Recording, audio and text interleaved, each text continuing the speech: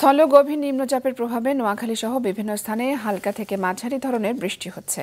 এতে নোয়াখালীর বন্যা কবলিত এলাকায় বেড়েছে জলাবদ্ধতা। এদিকে টানা 4 দিনের বৃষ্টিতে বরগুনা এবং পটুয়াখালীতে জনজীবন বিপর্যস্ত হয়ে পড়েছে। Desk report. নোয়াখালীতে ভোর থেকে বৃষ্টিপাত কিছুটা কমলেও দমকা হাওয়া রয়েছে। শুক্র ও শনিবারের টানা বৃষ্টিতে আবারও জলাবদ্ধ হয়ে পড়েছে বিভিন্ন গ্রামীণ সড়ক। কয়েকটি এলাকায় পানি ঢুকে পড়েছে বাড়ির উঠোন ও রান্নাঘরে। দমকা হাওয়ায় গাছ উপড়ে লাইনের উপর পড়ে বিদ্যুৎহীন জেলার প্রায় 60% গ্রাহক। অনেক এলাকায় মোবাইল ফোন নেটওয়ার্কেও বিপর্যয় ঘটেছে। জেলার বন্যা কবলিত 8টি উপজেলা স্বাস্থ্য কমপ্লেক্স ও নোয়াখালী জেনারেল হাসপাতালে ডায়রিয়া আক্রান্ত হয়ে চিকিৎসা নিচ্ছেন 382 জন রোগী।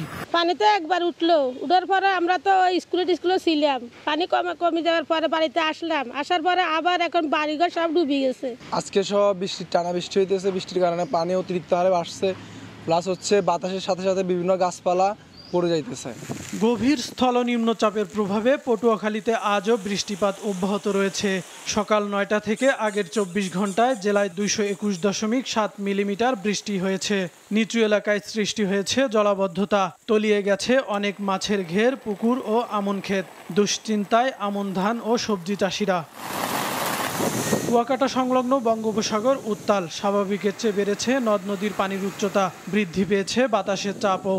উপকূলীয় এলাকা দিয়ে ঝোড়ো হাওয়া বয়ে যাওয়ার শঙ্কা আবহাওয়া অফিসের। তাই পটুয়াখালীর পায়রা সহ সব সমুদ্র বন্দরে জারি করা হয়েছে 3 নম্বর স্থানীয় সতর্কতা সংকেত। 250-টিরও বেশি ডিজাইন অপশন নিয়ে ওয়ালটন স্মার্ট ফ্রিজ, বোঝে আপনার প্রয়োজন। উপকূলীয় জেলা বরগুনাতেও ভারী বৃষ্টি ও বজ্রপাত হচ্ছে। টানা বর্ষণে বিপর্যস্ত হয়ে পড়েছে জনজীবন। পানি উন্নয়ন বোর্ডের তথ্য মতে গত রাত 9টা থেকে 24 ঘন্টায় 129 মিলিমিটার বৃষ্টিপাত রেকর্ড করা হয়েছে। ভারী বর্ষণে তলিয়ে গেছে অনেক নিম্নাঞ্চল।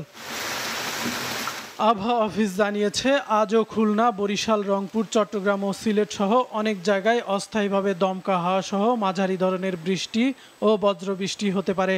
কোথাও কোথাও মাঝারি থেকে অতি ভারী বর্ষণও হতে পারে।